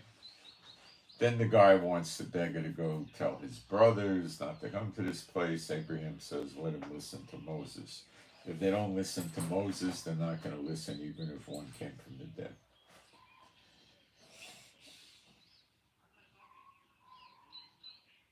As for thee also, by the blood of thy covenant, that's the covenant with the circumcision, I believe, I have sent forth thy prisoners out of the pit wherein is no water. That's the dry bones. They go to Israel. It says, turn you to the stronghold. Stronghold would mean it's redemption. We already have seen Yeshua and been changed with eternal life. You prisoners of hope. Why does he call it hope? Because this is where Yeshua went when his body was in the tomb for 3 days to preach to them. He told them they were going to have a resurrection and come to Israel and live blessed. But because of what they did wrong, they have to stay in the pit until then. You prisoners of hope, even today, do I declare that I will render double unto thee. Sure, because we all get a double portion, so the Ezekiel 37 dry bones would also get that double portion, and an equal share of the land according to the tribes and so forth. They're not raised as spiritual beings or anything like that, because they get flesh and cartilage and skin. It's in Ezekiel 37. And they return to Israel. So it's a resurrection from the dead. In mass. How many will that be? You got me, I don't know. When I have bent Judah for me, filled the bow with Ephraim, so that means Judah and the 10 tribes are going to be fighting together, and raised up thy sons, O Zion, that's Israel,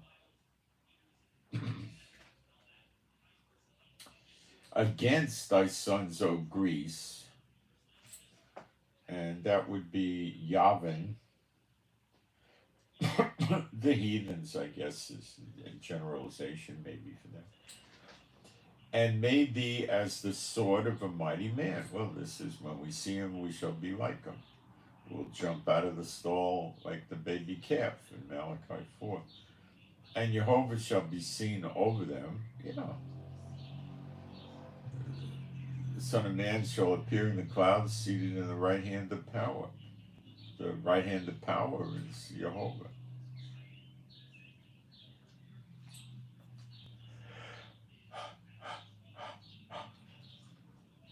And his arrow shall go forth as the lightning, and the Lord God shall blow the trumpet, and shall go with whirlwinds of the south.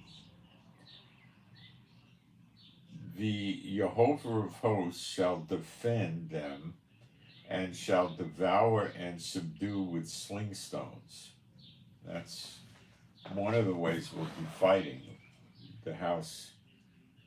It says the feeble in Zechariah 12, the feeble shall fight as David, and he fought with a sling stone, did he not?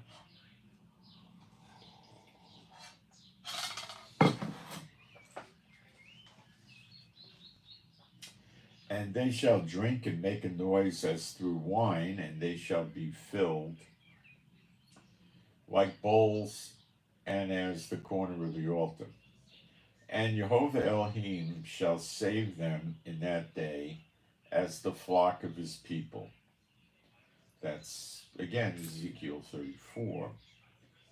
For they shall be as the stones of a crown lifted up as a sign upon his land. For how great is his goodness, and how great his beauty. Corn shall make the young men cheerful, and new wine the maids. Zechariah 10.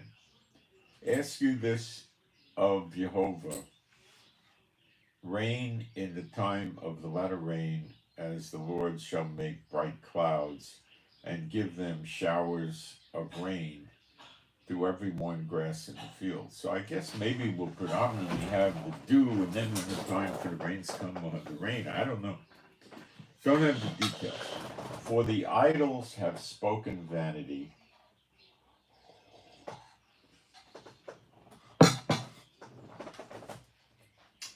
and the diviners have seen a lie, and have told false dreams. They comfort in vain, therefore they went their way, as a flock they were troubled, because there was no shepherd. Mine anger was kindled against the shepherds. They had bad shepherds like we have now. And I punished the goats, for Jehovah of hosts hath visited his flock, the house of Judah, that would be for, these days now, and hath made them as goodly horses in the battle. This is, again, Zechariah 12, where we fight. The house of David fights as the angel of the Lord, and the feeble fight as David, who's a great warrior, and killed Goliath. Out of him that came forth the corner, out of him the hail, out of him the battle bow, out of him every oppressor together. And they shall be as mighty men which tread down their enemies in the mire of the streets in the battle. And they shall fight because Jehovah is with them. That's us, post Zechariah 12:10. And the riders on horses shall be confounded. Well, we read that in Zechariah 12, when they lay siege, the horses are confused, the riders confused, and so forth. And I will strengthen the house of Judah, and I will save the house of Joseph, and I will bring them again to place them. Where? In Israel. For I have mercy upon them, amen. And they shall be as though I had not cast them off, for I am Jehovah Elohim, and I will hear them. And they of Ephraim, the 10 tribes, shall be like a mighty man, and their heart shall rejoice as through wine. Yea, their children shall see it and be glad. Their heart shall rejoice in the Lord. I will hiss for them and gather them, for I have redeemed them. Year of redemption, redeemed them. I will hiss for them. So the redemption comes first. The year of redemption begins. Then he hisses for them to partake in the next great exodus and come to Israel. You got it? And they shall increase as they have increased.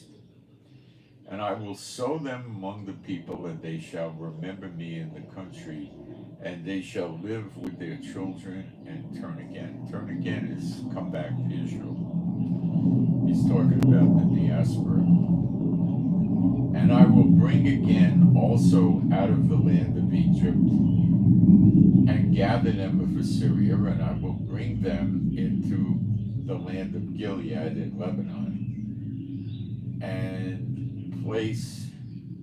Now, Gilead would be, I think, Jordan.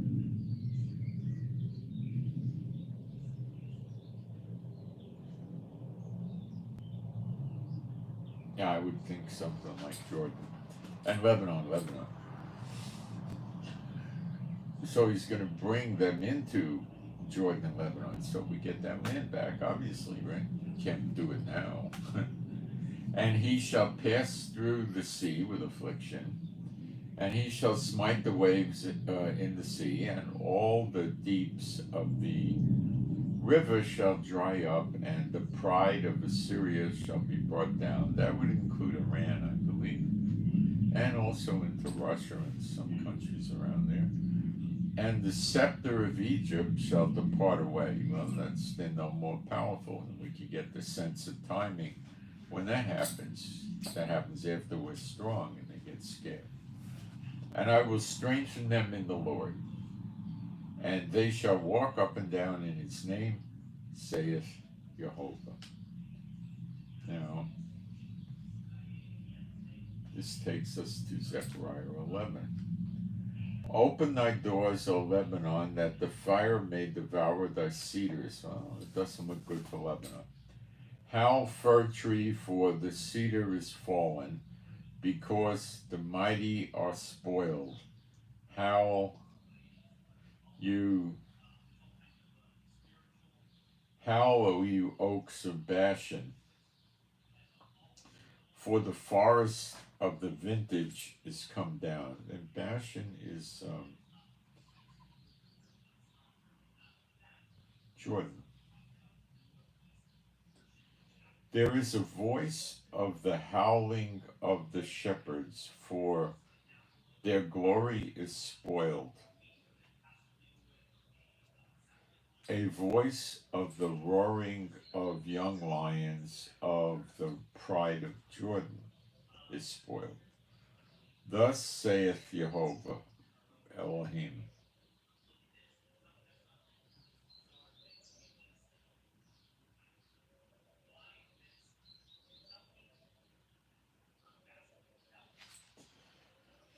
The pride of Jordan is spoiled. Well, they get it. I told you that for many, many years. Thus saith Jehovah Elohim.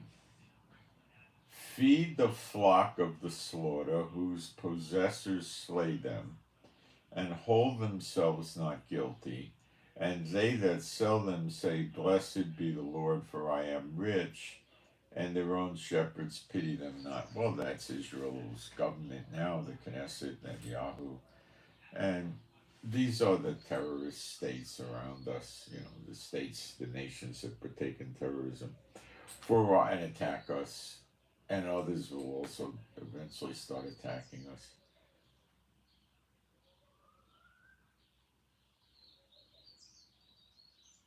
For I will no more pity the inhabitants of the land, saith Jehovah, the land of Israel, Haaretz. But lo, I will deliver the man everyone into his neighbor's hand, and into the hand of his king, and they shall smite the land, and smite the land out of the hand I will not deliver. And I will feed the flock of slaughter, even you, O poor of the flock.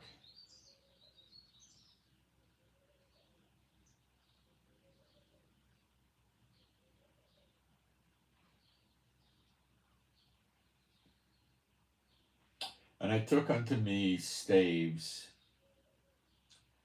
It's like a staff.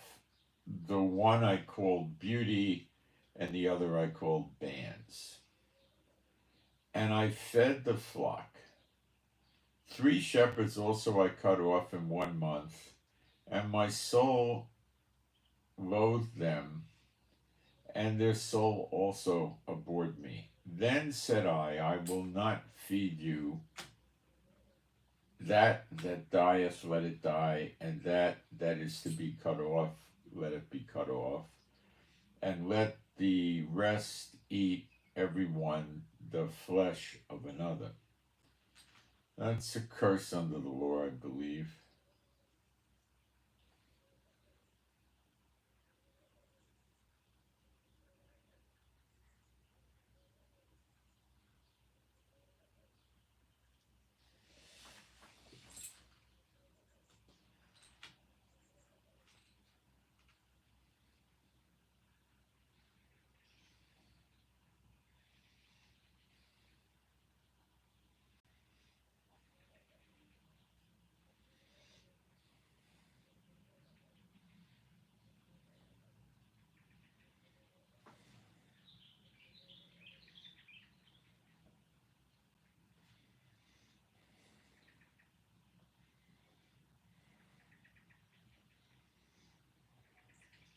And I'm in Zechariah 11:10, and I took my staff, even beauty, and cut it asunder, that I might break my covenant which I had made with all the people.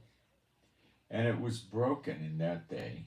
And so the poor of the flock that waited upon me knew that it was the word of the Lord that caused this to happen.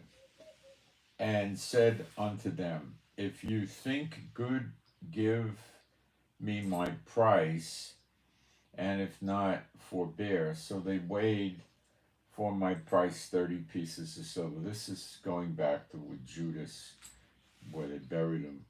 And Jehovah said unto me, cast it unto the potter's field, a goodly price that was priced at there's priced, it's some word we don't have today, of them. Let's see what it means. I don't know. Oh, prized of them. It was a fair price. I think it's saying something like that.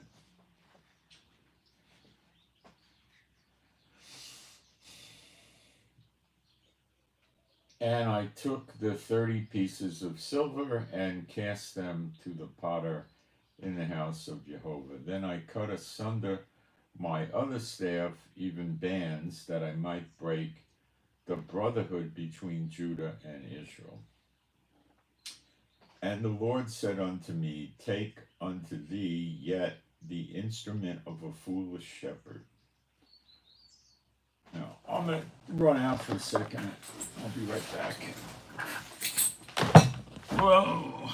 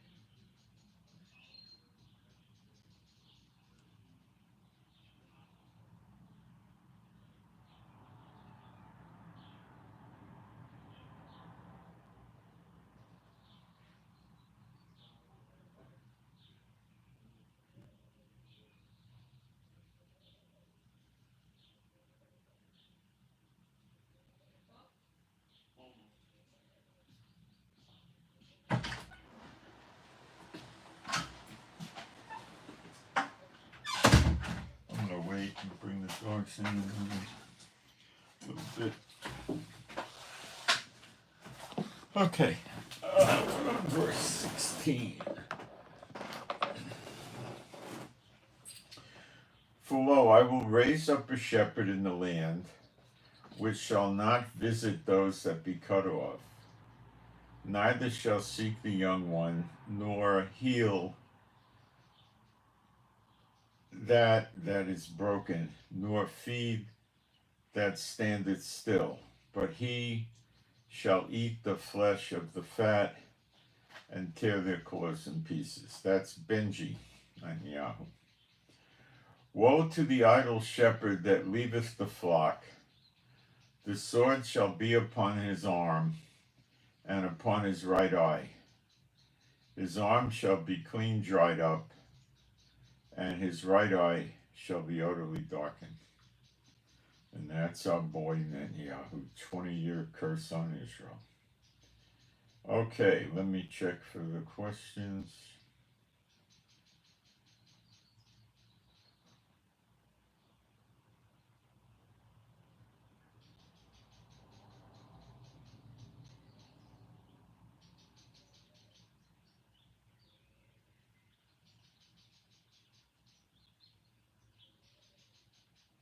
Okay.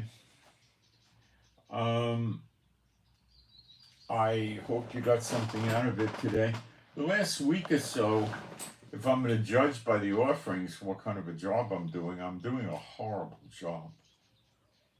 But if I'm going to judge by the feedback I'm getting from Jehovah, I'm doing a good job and I'm doing what I'm told. So there's a problem. I don't know what it is. But this is what I'm led to do, and that's what I teach. And if the offerings reflect it, which often they do, then I'm sorry, I don't know what you want me to do, but this is what he wants me to teach you. To give you all these little fine tunings so you understand stuff, okay? We've done Zechariah 1 and 2 quite a bit, and we've done 12, 13, and 14 a whole lot, so I left that out. And, pray for better videos. Pray for me and my wife for our peace, safety, protection, and joy and healing and our finances. Pray for the peace of Jerusalem. Please pray for our animals and pets to be happy, healthy, and whole. Pray for Yafa. She seems to be getting better, but her skin thing is still continuing. It could be the scabs from the scratching. I don't know what it is, but I'm going to keep trying to do some stuff. I'm going to do some red light therapy on her. And so please pray for Yafa, the dog. She needs healing in the skin. Okay? And pray for my offerings to pick up. Why not? I don't often ask that. I should, I guess. And I hope some of you are getting something out of it. I think it's important what I'm doing. I think it's helpful. I think this is where I'm quite sure the Lord's leading me. And I'm trying to give you these insights, and I hope it's working. I don't know. I get almost no feedback from people. So I hope it's working. And then if I get feedback, it's from a zealous student that's been doing this for years, and the others that have been following me for more than maybe a year or so. I don't, But, I'm trying, guys. And I'm doing where I'm going where I'm supposed to go. If you don't like it, then go to the Lord and ask him for something else. I don't mind. I just do what he tells me. Go to him, please. You got open invitation. You want to know about me? Ask Jehovah about me, or Yeshua, or both of them. Those are my references. You don't hear that around the internet, do you? Okay, so we're in the days of Elijah, and things are happening. So little over 2 hours, not so bad. And I send my shalom to all those who love Yeshua HaMashiach, and I really hope you got something out of this. It's like I don't know what your feedback is. I don't have a way of getting that. I'm not with you physically and stuff. But anyway, thank you. I'm out.